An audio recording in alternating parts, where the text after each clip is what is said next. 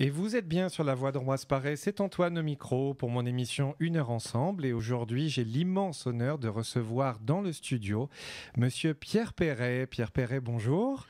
Bonjour Monsieur Antoine, bonjour la foule qui nous écoutait. On va essayer de vous amener un petit peu de sourire. Merci beaucoup au nom de toute l'association La Voix d'Ambroise Paré. Je rappelle que La Voix d'Ambroise Paré, c'est près d'une 50aine de bénévoles qui faisant en sorte de faire tourner cette radio auprès des patients diffusés dans l'hôpital sur le canal 60 du téléviseur. Donc vraiment au nom de toute l'équipe, un grand merci d'être là.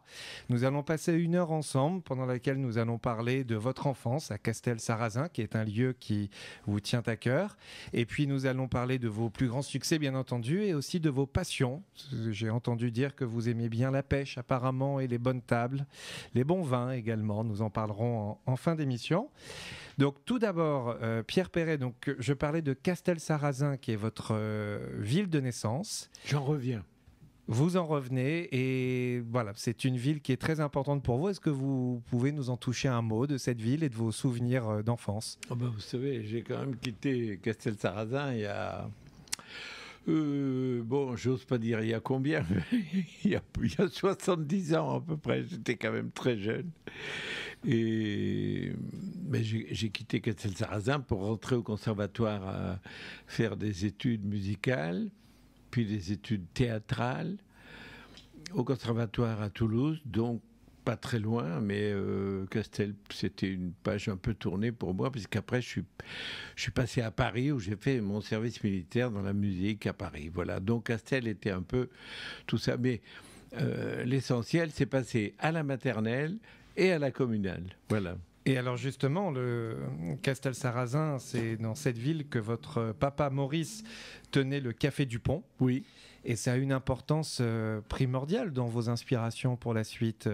Complètement, parce que ça a été une esplanade d'observation fantastique pour moi, parce qu'un café, quand mes copains de la communale sortaient de l'école, ils rentraient chez eux, ils s'ennuyaient un petit peu chez eux, ils retrouvaient le train-train, tandis que moi, j'arrivais au café, il y avait tous les clients qui étaient tous mes copains, et je jouais au billard avec eux, je tapais le carton à la belote, ils m'aidaient à faire mes devoirs, enfin, c'était fantastique, et j'avoue que... et puis il y a aussi surtout une période que peu de gens qui sont en train de nous écouter connaissent, et heureusement pour eux. En 1942, j'ai vu les Allemands arriver au café, puisque c'était l'occupation, et que c'est une période que vous oubliez pas facilement. Voilà. Et on s'en souvient, quand on a connu ça, on s'en souvient toute la vie, parce que c'était assez austère quand même de voir des verres de gris dans le café là toute la journée, et c'était eux les patrons, et ils nous le montraient bien. Et ça, j'avoue que, oui, encore une fois, c'est pas des choses qu'on oublie aussi facilement. Mais il y a plein de jolis souvenirs dans votre chanson « Je suis » de Castel-Sarrazin. Oui, quand même, parce que c'est aussi mes parents, ma famille, mes parents qui étaient adorables, qui m'ont toujours... encouragé au-delà de tout ce qui était possible. C'est papa qui a décidé de me faire présenter au conservatoire et de faire finalement tout ce que son père à lui avait pas laissé faire, puisque il avait un papa assez austère et qui avait ses raisons, faut dire, mais tout ce que lui a été empêché de faire, il a voulu que je tente de le faire. Et comme en plus ça m'a plu, voilà, j'ai fait de la comédie, j'ai fait de la musique. Et puis après, j'ai mal tourné, j'ai écrit des chansons. Oui, quelques-unes. On va justement commencer par écouter une première chanson. Je suis de Castel-Sarrazin, justement, tout de suite sur la voix d'Ambroise Paré. La voix d'Ambroise Paré, 24 heures sur 24, 7 jours sur 7. Et vous êtes bien sur la voix d'Ambroise Paré, la radio des patients de l'hôpital. C'est Antoine au micro pour mon émission Une heure ensemble, avec aujourd'hui un invité de marque, Pierre Perret. Donc nous parlions juste avant de votre enfance à Castel-Sarrazin, avec cette chanson justement « Je suis de Castel-Sarrazin ». Et la deuxième chanson que j'avais envie de faire découvrir juste après, c'est une chanson de votre dernier album, La Communale. Alors est-ce que vous pouvez nous parler un petit peu de vos souvenirs à l'école justement à Castel-Sarrazin ? Alors écoutez, je vous disais tout à l'heure, je rentre de là-bas et monsieur le maire m'a ramené dans la communale où j'étais quand j'avais 6 ans. Et la cour de la communale, les pipi-rooms, tout, rien n'a changé. Tout est exactement comme c'était à l'époque.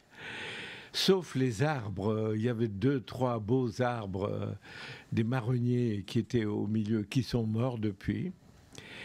Mais ça m'a procuré une émotion terrible, parce qu'en plus, doublement, j'allais dans le quartier inaugurer une maternelle dans laquelle j'étais aussi avant d'aller à la communale, et qui porte désormais mon nom et qui est ma 33e école en France. Voilà. Et alors ça fait quoi d'avoir des écoles qui portent votre nom? Ah, c'est fabuleux parce que c'est toujours, je dis toujours ça, je remercierai jamais assez les gens qui ont décidé tout cela, parce que la plupart du temps, il y a que les gens qui sont plus là qui ont des monuments. Et moi, j'ai découvert l'autre jour à Castelsarrasin, dans le quartier où j'habitais, qui a depuis été démoli, ils ont gardé une avenue qui s'appelle l'avenue Pierre Perret. Ah. Et à 1 kilomètre de là, il y a mon école. Alors quand même, là-bas, maintenant, je me sens redevenu complètement Castelsarrazinois. Et la chanson La Communale, est-ce que vous pouvez nous dire ce qui vous a inspiré pour écrire cette chanson? On était dans la cour de la communale et on faisait ce qu'on fait dans les cours d'école, le plus de conneries qu'on pouvait, voilà, c'est tout. Et donc c'est ce que vous nous racontez dans votre chanson La Communale qu'on va tout de suite écouter sur la voix d'Ambroise Paré. La voix d'Ambroise Paré, 24 heures sur 24, 7 jours sur 7. Et vous êtes bien sur la voix d'Ambroise Paré, c'est Antoine au micro avec notre invité d'exception Pierre Perret aujourd'hui. Donc nous écoutions la chanson la Communale pour vos souvenirs d'école. Et tout à l'heure vous me racontiez justement vos débuts dans la musique. Et donc j'ai vu que c'était votre papa qui a insisté pour que vous en fassiez à 8 ans, oui. Qui vous a inscrit au solfège et au saxophone. Oui. Et du coup, comment est venu cet amour de la musique? Est-ce que c'est votre papa qui vous l'a transmise? Est-ce que c'est venu en prenant les cours? Alors, je vais essayer de vous la faire courte, mais c'est papa qui a décidé ça pour la bonne raison que son père, à lui, a été un enfant d'un couple de comédiens qui sont partis faire des tournées un peu partout dans le sud-ouest. Ça se passait à ce moment-là. Il jouait sous un chapiteau tous les jours. Et la maman de papa, la grand-mère que je n'ai pas connue, a été enceinte un jour de papa. Et comme ils étaient des saltimbanques complets, qu'est-ce que vous vouliez faire de cet enfant? Ils l'ont laissé en nourrice dans une ferme. Et bon, papa a dû voir sa maman 2 fois. Étant enfant. Et donc, il avait une aversion profonde pour tout ce qui touchait les saltimbanques de tout poil, et il haïssait les artistes, il haïssait le théâtre, il haïssait tout. Et quand à son tour il s'est marié et qu'il a eu papa, lui, aurait souhaité vraiment faire l'artiste, parce qu'il était très doué en plus pour ça. Et son père lui a dit, si jamais tu fais ça, je te tue. Évidemment, papa n'a pas insisté parce qu'il a vu que son père plaisantait pas. Mais il a dit, si un jour j'ai un fils et qu'il a des velléités de vouloir faire l'artiste, au moins je lui mettrai tout en main au départ pour cela. S'il veut pas faire ça, je le forcerai pas. Mais si ça lui plaît, au contraire. Et le contraire s'est passé. Ah oui. Et effectivement, il a été pour moi tellement attentif. J'avais à peine 7 ans quand il m'avait fait apprendre le solfège. Et à 11 ans, il m'a acheté un saxophone. Et à 13 ans et demi, après mon certificat d'études, je suis rentré au conservatoire à Toulouse. Et j'en suis sorti avec tous mes diplômes. Voilà. À la grande joie de papa, parce que j'avais fait ça surtout pour lui. Moi, je pensais que ça ne me servirait à rien. Oui. Alors, il y a un truc qui m'amuse aujourd'hui quand même, c'est que, comme j'écris mes chansons maintenant depuis plus de 60 ans, j'ai toujours écrit musique, paroles, etc. Près de 500, c'est ça, près de 500 oui, chansons. Oui, j'en ai à peu près, voilà. Je suis pas loin de 500. Et je rencontre des gens parfois qui me disent, mais vos musiques, qui vous les écrit? Ben, je dis, c'est moi. Mais comment vous les écrivez? Ben, avec un crayon. Ah bon? Parce qu'ils ne pensent pas que je peux faire ma portée musicale. Et bon, avec un premier prix du conservatoire, on peut quand même écrire sa musique. C'est pas pour autant qu'on est compositeur. Mais, ben voilà, moi j'en ai commis, comme vous rappeliez à l'instant, pas loin de 500.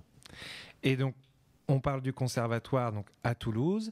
Un peu plus tard, vous montez à Paris et là, il y a une rencontre qui a beaucoup compté pour vous. C'est une rencontre avec Georges Brassens que vous êtes allé voir en concert avec des amis. Et dans votre biographie, j'ai vu que vous êtes allé le visiter dans sa loge après. Oui. Et c'est là où vous êtes rencontrés. Est-ce que vous pouvez nous parler de votre rencontre et de votre relation avec Georges Brassens? Oui, aux Trois Baudets, oui, ça l'a beaucoup amusé. Eh bien, on avait... quand il a sorti son premier album où il y avait La Mauvaise Réputation, Le Gorille, etc., on était 4 copains à peu près du même âge. On avait 16 ans, 17 ans à Toulouse. Et il y a un des 4 qui a piqué la bagnole à son papa, parce que son papa était ambassadeur, il allait un peu dans tous les pays.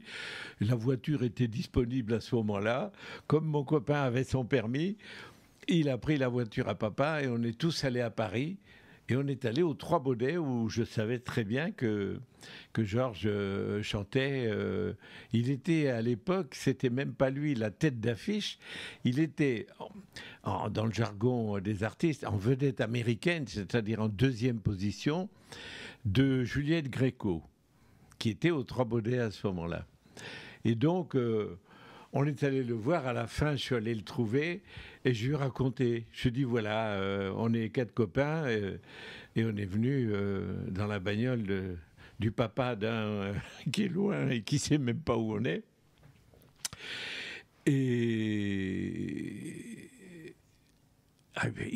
Alors il était mort de rire, il a dit mais c'est pas vrai, mais quel âge vous avez? Moi 16 ans, moi 17 ans.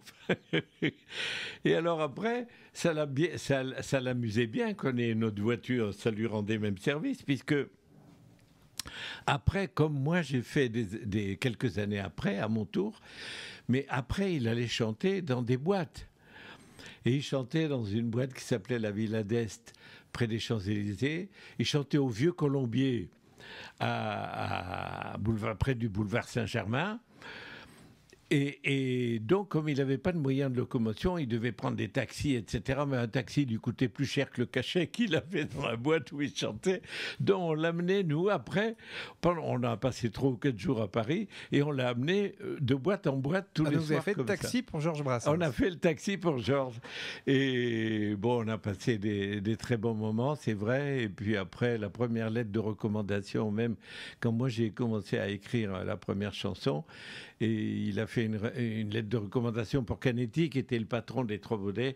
Enfin, bon, je vous la fais courte, mais ça s'est enchaîné comme ça. Et après, bon, ben, chacun a continué de son côté, parce que moi, j'ai enregistré mon premier disque, pas tellement loin, 3 ou 4 ans après, pas plus. J'ai enregistré mon premier disque chez Barclay et je suis parti à mon tour dans les boîtes, voilà. Et vous connaissez la suite. Et donc c'est une rencontre qui a beaucoup compté pour vous? Quand même, oui, bah bien sûr. En plus, on avait 10 ans de différence avec Georges à peu près. Et oui, ça a forcément marqué, oui, c'est sûr. Et ce que je vous propose, c'est d'écouter une chanson de Georges Brassens, Les copains d'abord, oui, tout de suite sur la voix d'Ambroise Paré. La voix d'Ambroise Paré, 24 heures sur 24, 7 jours sur 7. Et vous êtes bien sur la voie d'Ambroise Paré, c'est Antoine au micro pour mon émission 1 heure ensemble avec aujourd'hui Pierre Perret qui nous accompagne pendant cette émission. Donc nous parlions juste avant de votre rencontre avec Georges Brassens, d'où le morceau qu'on vient de passer, Les copains d'abord. Et là je voulais faire un petit saut dans le temps, on va aller un petit peu plus loin, lors de vos premiers succès. Alors, en 63 il y a le Torboyau, mais ça je le garde pour la fin parce qu'on va parler bonne bouffe à la fin. Oui, parce qu'il vaut mieux pas manger entre-temps, hein. Voilà, donc moi je le garde pour la fin de l'émission, ça. Mais alors, j'ai vu quelque chose dans la biographie. Mais alors, vous avez fait l'Olympia en 64 et en première partie des Rolling Stones. Oui. Mais alors, Pierre Perret, Rolling Stones, c'est pas le même registre exactement. Bah, c'est ce qu'on croit. Comment ça s'est goupillé tout ça? C'est ce qu'on croit parce que les gamins, eux, quand ils aiment quelqu'un, les étiquettes, ils s'en foutent. Je veux dire, dans la salle. C'était la première fois que les Stones venaient à Paris et il y avait 2300 blousons noirs dans l'Olympia. Mais moi, je n'en savais rien. Et je suis arrivé 1h30 à l'avance à l'Olympia, au moins. Et je vois la productrice qui était en coulisses, puis j'entendais un bordel dans la salle inextricable. J'avais jamais entendu un bruit pareil dans l'Olympia. J'ai dit, mais qu'est-ce qui se passe? Elle me dit, m'en parle pas, c'est le souk terrible. J'ai dit, mais qui c'est qui est la vedette aujourd'hui? Qui c'est? Elle me dit, c'est les Stones. Et j'ai dit, qui c'est les Stones? Ben oui, mais personne connaissait les Stones, à part les gamins à Paris. Et ben elle me dit, écoute, c'est les fous furieux qui... Et je dis, mais elle me dit, dépêche-toi d'accorder ta guitare, c'est à toi dans 5 minutes. Elle me dit, je dis, attends, non, mais attends, tu plaisantes ou quoi? Moi, je dois passer dans 1h30. Mais elle me dit, toute la première partie s'est fait virer. Les mecs, ils ont fait une phrase de leur chanson, dehors, tire-toi. Tout le monde s'est fait virer. Et tout le monde, la première partie, c'était les rockers de l'époque, dont je tairai les noms par charité chrétienne, mais croyez-moi, les rockers, ils n'en voulaient pas. Et alors à ce moment-là, j'ai vu que c'était grave, parce qu'il y a Lucien Maurice, qui était le patron d'Europe 1, et Cocatrix, qui était lui le patron de l'Olympia, qui m'ont pris chacun par une épaule, et qui m'ont dit, Pierrot, essaye au moins d'en faire une. J'ai dit, mais vous êtes fou. Vous m'envoyez à la boucherie, là, parce que c'est pas possible de faire. Ils avaient envoyé sur la scène, il y avait 20 cm de canettes de bière, de godasses, de cravates, de chaussettes, de tout ce que vous voulez. Ils envoyaient tout. Dès qu'un mec arrivait, ils lui balançaient tout à la tronche. J'ai dit, mais c'est pas possible, ils veulent ma mort. Et il annonce mon nom, mais derrière le rideau fermé, parce qu'il y avait un présentateur. Chaque fois qu'on ouvrait le rideau, il en prenait plein la tronche. Là, il en avait marre. Il avait le nez comme une tomate. Alors, il m'a annoncé de coulisses et il s'est fait siffler. Ouah, non! Oh putain! Et j'ai couru à mon tabouret, parce qu'il avait passé le tabouret entre les deux rideaux, comme ça. Et j'ai couru et j'ai commencé à essayer de chanter les filles. J'avais une chanson qui s'appelle Les filles, ça me tuera. Les filles, les filles, les filles, les filles, les filles. Et puis j'étais tellement mort de trouille, je ne pouvais pas continuer. Et c'est toute la salle entière des gamins qui a fait « Ça me tuera si j'en manque un jour, vas-y Pierrot, on est avec toi !» Et le seul avec qui ils ont été, c'est avec moi, parce que j'ai chanté 7 chansons. Ah oui, quand même. Et j'ai chanté 7 chansons, la salle était debout en partant. Et quand je suis sorti, je me souviens, c'est le régisseur qui m'avait raconté ça. Il paraît qu'il y avait Mick Jagger qui était à côté, qui a dit « Mais putain, qui c'est ce rocker français qui fait un tabac pareil ?» Voilà, ben, le rocker français, c'était ma pomme. Eh ben, c'est une belle anecdote, très belle anecdote. Et puis, après l'Olympia, alors il y a eu un passage au cinéma dans le film Les Patates. Et puis, il y a une chanson dont je voulais parler, Les Jolies Colonies de Vacances, en 66. On en parlait tout à l'heure avant de commencer l'émission. Et vous me disiez que les colonies de vacances, voilà, ça avait fait un petit peu débat à l'époque, non? C'est ça? Un petit peu. Ça se voit que t'étais pas né. Ouais. Ça se voit que t'étais pas né, mon pote, parce que j'ai entendu dire qu'à l'époque, ça en a fait des débats. Hein. Jusqu'à Madame de Gaulle, qui a quand même téléphoné à Roland Dordain, patron de Radio France de l'époque, qui lui a dit « Monsieur le directeur, nous vous serions reconnaissants », c'est-à-dire elle mettait le pluriel, c'est-à-dire elle mettait Pépère dans le coup, nous vous serions reconnaissants de ne plus programmer cette chanson que nous considérons comme la honte de la France. Honte de la France. J'ai été anobli ce jour-là. J'étais la honte de la France et j'ai jamais eu un titre plus haut que ça. Eh ben, on va tout de suite l'écouter. Eh ben oui, et vous allez tous être honteux comme moi après. Tout de suite sur la voix d'Ambroise Paré, les jolies colonies de vacances. La voix d'Ambroise Paré, 24 heures sur 24, 7 jours sur 7. Vous êtes bien sur la voix d'Ambroise Paré, c'est Antoine au micro pour l'émission 1 heure ensemble avec Pierre Perret aujourd'hui. Donc on vient d'écouter les jolies colonies de vacances et j'aimerais savoir si vous aviez une petite anecdote sur vos colonies de vacances. Qu'est-ce qui a fait que vous avez eu envie d'écrire cette chanson ? Oh bah parce que toutes les conneries que je raconte dedans, on les a à peu près toutes faites, quoi. Avec les copains, parce qu'on pensait qu'à ça toute la journée. Et c'était magnifique, mais un des seuls trucs que je retiens de ça, c'est que j'avais des tas de copains qui étaient toubibs ou pharmaciens à l'époque. Et toute la journée, ils recevaient des gens qui venaient, au moment où leur gosse allait partir en colo, et c'était trop tard pour reculer, ils venaient acheter du sparadrap, du mercurochrome, parce qu'ils ont dit, ça doit être l'enfer, ce truc-là. Voilà. Mais c'est plein de bons souvenirs pour vous. J'ai que des bons souvenirs, bien sûr. Et alors, tout à l'heure, ce qu'on se disait, c'est que moi, quand j'étais gamin, que j'étais parti en colonie de vacances, nous, c'est ce qu'on chantait. Mais à votre époque, apparemment, on ne pouvait pas trop la chanter. C'était pas trop bienvenu, non ? Dans toutes les rues, tout l'été de 1966, puisqu'elle a paru en 66, toute la France chantait ça partout. Dans les défilés, les colos, tout ça, ils chantaient tous ça, alors, les gosses. Qu'est-ce qui les gênait, les De Gaulle, alors ? Pourquoi vous disiez que vous étiez la honte de la France ? Ah ben ça, c'est sa grandeur qui voulait ça, hein. Et c'était pas la mienne. Moi, j'ai toujours été plus simple. Moi, j'ai toujours aimé l'humour. Apparemment, lui, moins que moi. Un petit peu moins. Et il y a un autre grand succès, c'est La Cage aux oiseaux en 1970. Est-ce que vous pouvez nous raconter en quelques mots l'histoire de cette chanson ?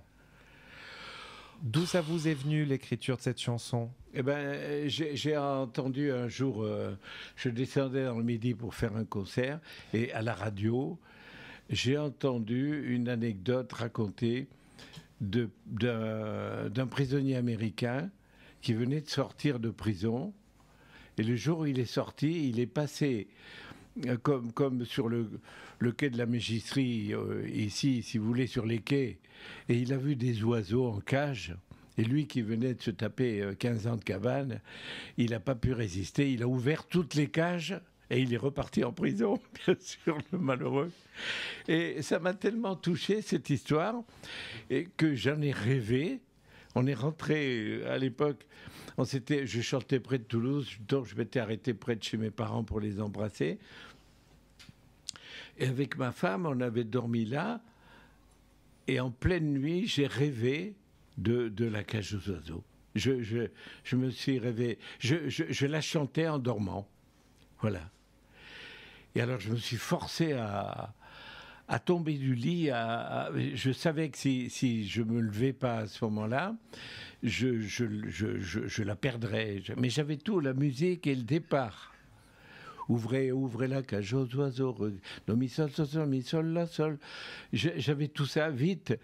Je quittais la chambre en essayant de ne pas réveiller Rebecca. Et j'ai pris... Il y avait des emballages de cadeaux qu'on avait fait à papa et maman le soir, qui étaient restés encore comme ça par terre. J'ai pris un stylo sur le buffet de papa.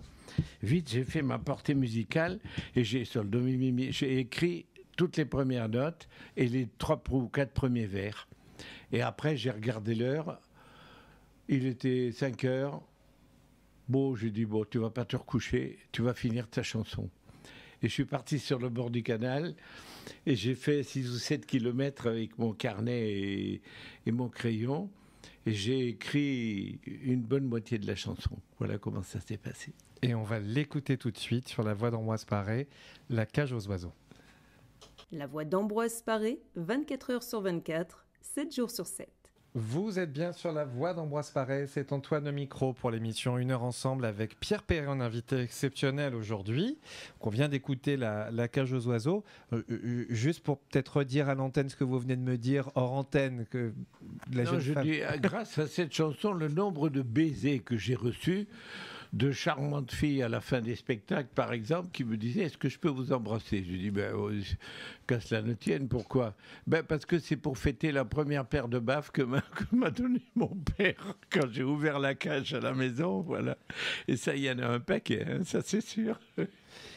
Et là, on va passer en 74 avec un autre morceau très connu, le Zizi. Un morceau, c'est exactement le mot qu'il fallait employer. Comment je peux garder mon sérieux pendant l'interview ? Vous n'êtes pas obligé de garder votre sérieux, mon vieux.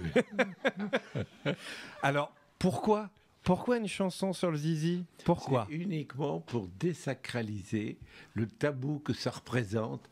Depuis des années, j'ai toujours connu ça. On parle de sexe, c'est la honte. On n'a pas le droit d'avoir un sexe, on n'a pas le droit de s'en servir. C'est sale, c'est interdit, quoi. C'est bon.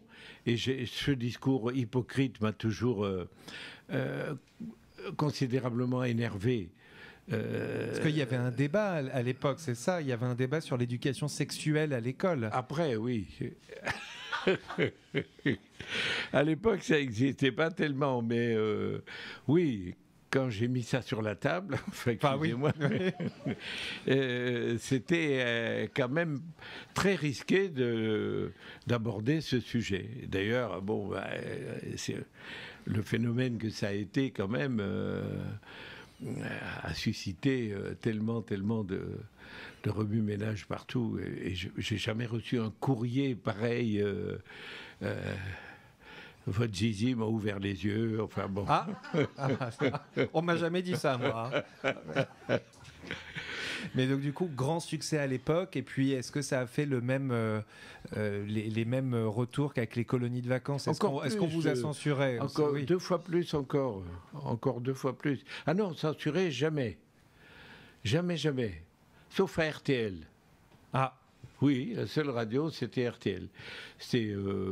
Ce disque était très prolifique d'ailleurs, parce qu'il y avait presque que des tubes. C'était Ma petite Julia, Donnez-nous des jardins, plein de chansons, les majorettes, etc. Plein de chansons, ils diffusaient tout. Mais numéro 1, évidemment, le rouleau compresseur, si j'ose dire, c'était le Zizi, c'est vrai. Mais eux, ils s'en sont pas aperçus. À RTL, c'était numéro 1 en 8 parades partout. Et eux, ils avaient mis Donnez-nous des jardins. Et vous, je pense que ça vous amusait de bousculer un petit peu comme ça la bien-pensance, de ne pas parler de ça, etc. Ça devait, moi, ça devait vous amuser. J'étais de rire parce que j'y croyais pas un poil. C'était la 12e chanson de l'album.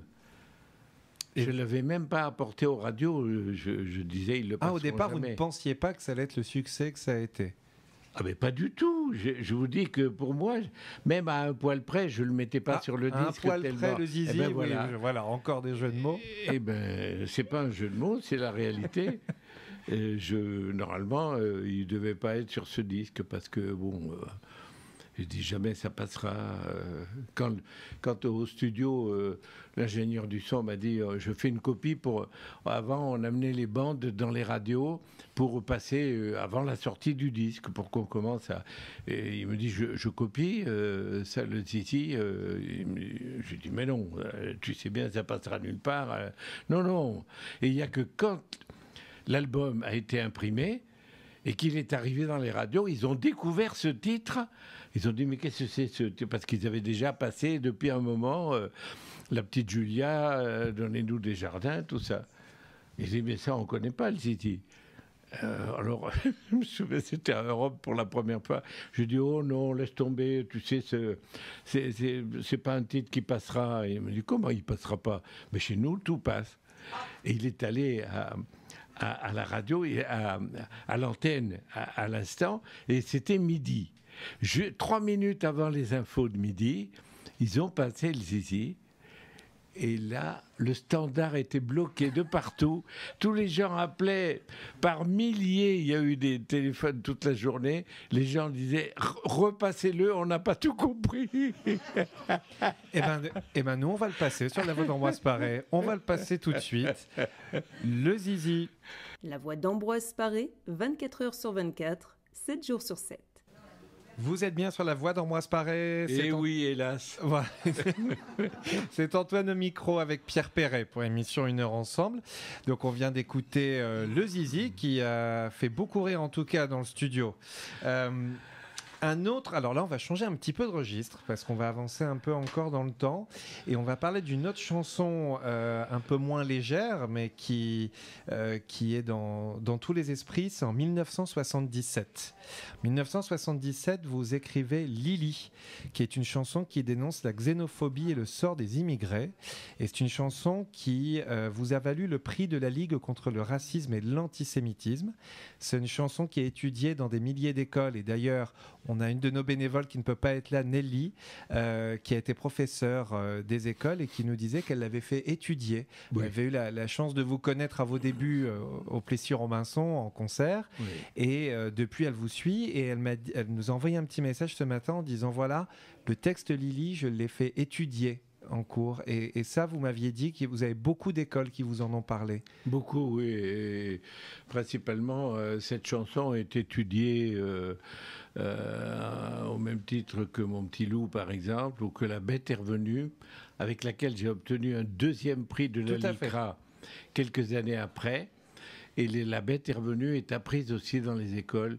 Et ça me touche infiniment. Et je n'ai pas de fierté démesurée de ça, mais vraiment, ça me touche vraiment. Voilà. Qu'est-ce qui vous a poussé à faire cette chanson, à vouloir dénoncer la xénophobie à l'époque ? Parce qu'elle était partout autour de moi et de tous les gens qui étaient un peu lucides, et comme aujourd'hui d'ailleurs, si on ne s'aperçoit pas que c'est en train de revenir insidieusement, que le racisme est toujours là, l'antisémitisme est toujours là, l'intolérance est toujours là, je veux dire, il faut être en perpétuel éveil, et je l'ai toujours été. Et jusqu'au bout, je me battrai pour défendre ces valeurs, c'est sûr. C'est plus fort que moi. Et on va tout de suite l'écouter avec ces très jolies paroles. Tout de suite, Pierre Perret avec Lily. La voix d'Ambroise Paré, 24 heures sur 24, 7 jours sur 7. Vous êtes bien sur la voix d'Ambroise Paré, c'est Antoine au micro avec mon invité Pierre Perret. Aujourd'hui, nous venons d'écouter Lily, une magnifique chanson. Alors là, nous étions en 77 et quelques années plus tard, en 1988, il y a le Premier ministre de l'époque, Michel Rocard, qui vous demande d'intégrer le Conseil supérieur de la langue française. Oui. Qu'est-ce que ça fait quand on vous demande ça ? Ça doit être une grande émotion quand même, c'est une grande reconnaissance. Le prolongement de ce qui a toujours été mon amour, l'amour de la langue française, et j'étais en cela tout à fait à l'aise à côté de mon copain Pivot, par exemple, et puis d'autres. Il y avait pas mal de sociétaires aussi de l'Académie française qui étaient avec nous, et on défendait des choses intéressantes, d'ailleurs sur le renouvellement de la langue, etc. Enfin, on faisait un travail qu'ils ne font pas à l'Académie française, parce que avant qu'il y ait un bouleversement véritable dans cette institution, ça prend des années, tandis que là, il y avait un débat qui était très animé, c'était très intéressant. Voilà, j'en garde de très bons souvenirs, et je regrette bien, fort même, qu'il n'y ait pas eu ce prolongement, parce que la culture et notre langue sont en grande déperdition parce que depuis une quinzaine d'années, puisque ça a dû être abandonné il y a maintenant plus de 10 ans, je regrette qu'ils aient abandonné ça, parce qu'il y avait des gens très intéressants comme mon copain Alain Decaux, Michel Serres, des tas de gens qui sont amoureux inconditionnels de la langue française, et c'est tout ce que ça a été toute ma vie de défendre ça, et j'étais très honoré de ça. Il y avait un monsieur qui s'appelait Bernard Quémada, qui est le papa du trésor de la langue française, c'est un ouvrage de référence qui est dans toutes les bibliothèques de langue française du monde. Et il nous a quittés maintenant, mais c'est quelqu'un auquel je pense très souvent. Bernard Quémada, c'était un grand, grand monsieur. Voilà. Et en parlant langue française et littérature, donc vous avez écrit plusieurs livres, beaucoup sur le thème de la nourriture, y compris sur la cuisine de ma femme, apparemment. Je me la mettais à l'honneur dans un livre. D'autres livres sur anthologie de la poésie érotique, c'est un autre thème. Hein, voilà. Oui. Et donc on parlera un petit peu tout à l'heure de votre passion pour la cuisine. Et vous avez également reçu en 2002 le prix Alphonse Allais, encore un autre prix, donc un prix littéraire qui récompense l'humour. Et vous aviez écrit à cette période-là également le Parler des métiers. Et un peu plus tard, vous allez écrire les petits métiers.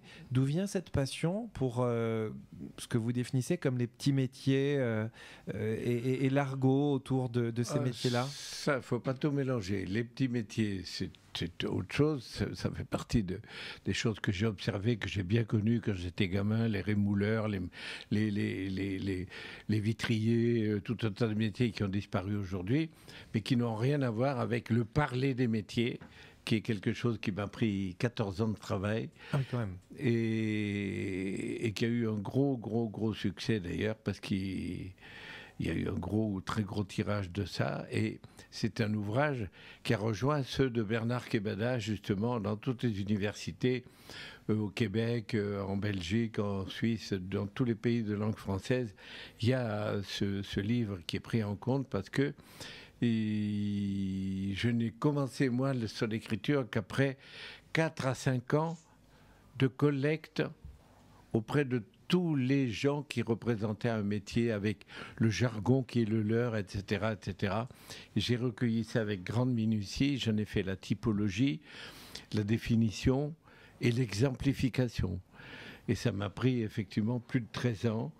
Mais je suis content d'avoir fait ça parce que c'est un ouvrage de référence aujourd'hui. Il y a beaucoup de gens qui ont affaire à la langue française, qui se réfèrent à ça pour parler d'un métier, pour désigner des situations ou des personnages ou des branches de ce métier dont on a perdu la notion aujourd'hui. Et d'ailleurs, pour le cinéma, pour le théâtre, pour tous les gens qui écrivent, pour les romanciers, etc., très souvent, ce livre est pris en référence. Voilà. Donc toujours cet amour de la langue française et cette envie de préserver notre patrimoine culturel, finalement. C'est même pas de la préservation, parce que ce que j'ai fait là, moi, avec cet ouvrage, ça n'existait pas. Il n'y a aucune référence sur laquelle j'ai pu m'appuyer. Il a fallu aller sur le tas, questionner les gens en leur disant, voilà, dans votre métier, vous parlez de ça, comment mais moi, je parle comme tout le monde. C'est-à-dire qu'il n'y en a aucun qui a conscience d'avoir... Et il y a un jargon partout, dans la radio, dans le foot, chez les boulangers, chez les serruriers, partout, dans la marine, dans l'aviation, dans les transports, partout. Et j'ai recueilli tout ça patiemment pendant, je vous dis, 4 ou 5 ans. Et après, j'ai traité ça et travaillé là-dessus pendant une bonne douzaine d'années, quoi. Voilà. Juste avant, on parlait de Lily et d'un thème qui est pas évident, mais malheureusement encore d'actualité. En 98, vous avez sorti un album, La Bête est revenue, et ça vous a valu, et vous le disiez tout à l'heure, un autre prix de la Ligue internationale contre le racisme et l'antisémitisme. Mmh. Et on va parler de votre dernier album Humour Liberté, avec le titre phare qui s'appelle Humour Liberté, justement, qui dénonce les attentats de Charlie Hebdo. À propos des événements de Charlie. Voilà, donc c'est pas très gai comme thème, mais ça vous a semblé important d'en faire une chanson et de mettre des mots sur vos sentiments. Ah ben, ça m'a paru vital, même indispensable. C'est d'une importance capitale, comme le devoir de mémoire qu'ont les enseignants à propos de tout ce qui s'est passé, de tous les massacres qu'il y a eu partout. Des Arméniens, des Juifs, de tous les massacres de partout à travers le monde. Il faut le rappeler, il faut en parler aux enfants, il faut, bien sûr, de l'esclavagisme, de tout. Il faut en parler. On n'en parlera jamais assez. Eh ben, oui. Je vous propose qu'on écoute cette chanson Humour Liberté avec des paroles très très très fortes et surtout que c'est assez frais dans nos mémoires, donc on va l'écouter tout de suite sur la voix d'Ambroise Paré. La voix d'Ambroise Paré, 24 heures sur 24, 7 jours sur 7. Vous êtes bien sur la voix d'Ambroise Paré, c'est Antoine au micro avec Pierre Perret aujourd'hui qui m'accompagne. Donc on vient d'écouter Humour Liberté qui n'est pas très gai, mais quand j'ai préparé cette émission, je ne pouvais pas ne pas parler de cette chanson qui vient de sortir et qui est très très forte. Et donc on a vu qu'on a un Pierre Perret qui peut être voilà, comique, coquin, léger dans certaines chansons, mais aussi extrêmement militant. Et donc je vous invite à découvrir son dernier album avec d'autres titres très forts. Pardon, oui. Il y a juste aussi une chanson où j'ai récidivé encore parce que je pensais que c'était nécessaire, qui s'appelle Les Émigrés, oui. Et qui pourrait être considéré comme un duplicata à 30 ans, à 40 ans après, puisque Lily a 40 ans de Lily. Mais j'estime que c'est nécessaire aussi, voilà. Toujours d'actualité, donc toujours cette envie de vous défendre jusqu'au bout, vous m'aviez dit tout à l'heure. C'est pas me défendre à moi, c'est défendre les autres. Défendre les autres. Qui peuvent pas se défendre. Exactement. Alors là, on va parler de choses un peu plus gaies, parce que là, on a parlé de toute votre discographie. C'est ça la vie, vous savez. Les éclats de rire et les sanglots, c'est tout. Et tout à l'heure, je disais que vous aviez écrit des livres donc sur la bonne bouffe et sur la pêche. Vous avez écrit un livre là-dessus et je crois que c'est une grande passion pour vous, cet amour de la nature, de la pêche, apparemment en Irlande. Je me souviens d'un reportage où j'ai vu que vous alliez régulièrement là-bas et que vous allez vous ressourcer. C'est un besoin vital pour vous de vous raccrocher à la nature et de sortir un petit peu de... J'ai jamais perdu le contact, jamais. Toute ma vie, je suis allé à la pêche, aux champignons, marcher, courir, dinger. Bon, moi, je suis un rustique et j'ai jamais passé mes nuits chez Régine. C'est pas mon truc. Voilà, chacun sa tasse à café, quoi. Et alors, vous avez eu même un prix en 1985, meilleur pêcheur de l'année avec un saumon de 12 livres et demi. Vous voyez, j'ai bien préparé mon émission. Il a bossé, hein, le petit, là, c'est bien. Et qu'est-ce qui vous fascine dans ce rapport à la nature, de fuir un petit peu Paris, les soirées mondaines? Mais j'ai jamais été dans les soirées mondaines, alors bon, je m'en fous. Non, mais moi, c'est mon amour, c'est mon enfance.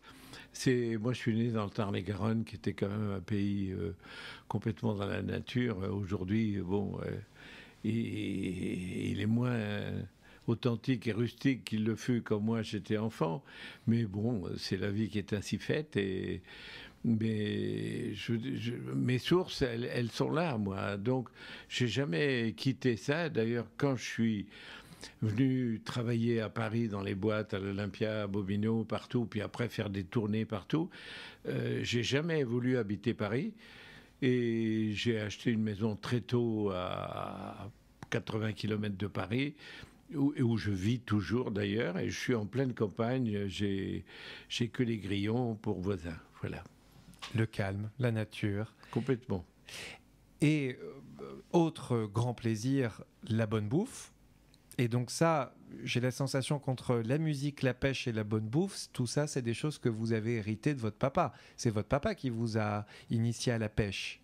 Alors, pour moitié papa et pour le reste maman, parce que maman était une excellente cuisinière, elle cuisinait très bien, elle réussissait des plats comme ça d'instinct parce qu'elle s'est appris toute seule. Mais tout ce qu'elle faisait, c'était un délice total et j'ai encore au palais les saveurs qui traînent de ces souvenirs d'enfance avec des goûts que je reconnais, des plats que j'ai essayé de faire, qu'elle faisait maintes fois, que je fais bon, mais jamais aussi bon qu'elle, jamais aussi délicieux qu'elle le faisait, voilà.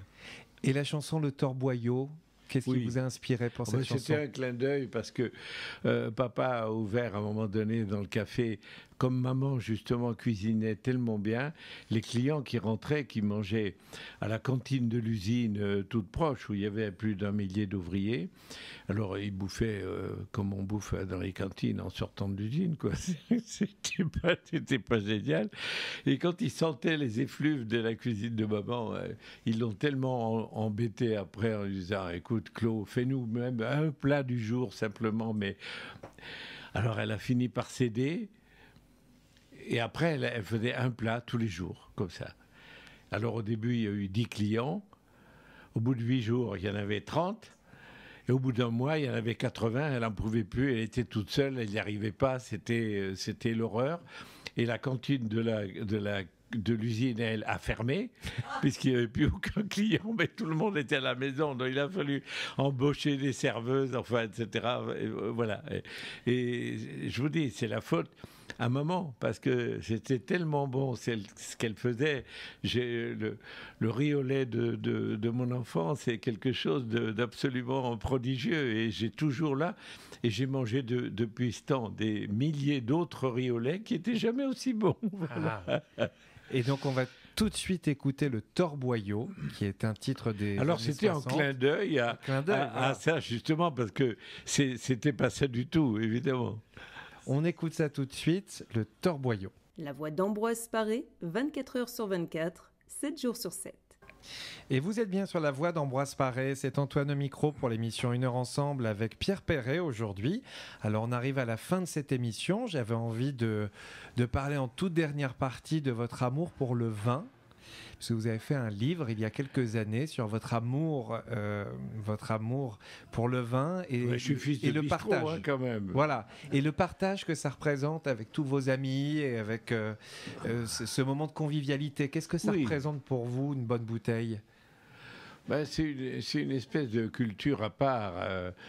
Tous les toubibs qui se plaignent à juste titre de l'alcool, des dégâts que ça peut faire, etc., etc. Ça, c'est une chose.